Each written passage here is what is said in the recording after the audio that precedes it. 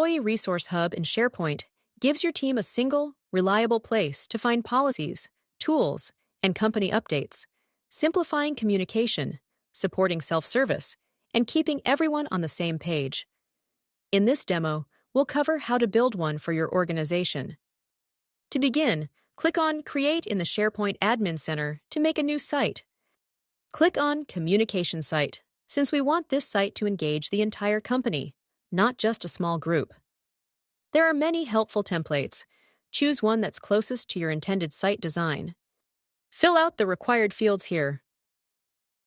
Click on Edit to start customizing your new site. Click on See All Web Parts to explore all of the content types you can add to your new site. Conversations will embed Viva Engage, formerly Yammer, on your page.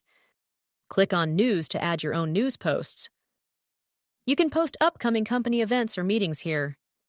You can even embed Power BI reports to your employee hub. Click on Add Report to choose which report you'd like to display. Click on Republish when you are ready to apply your changes to the site.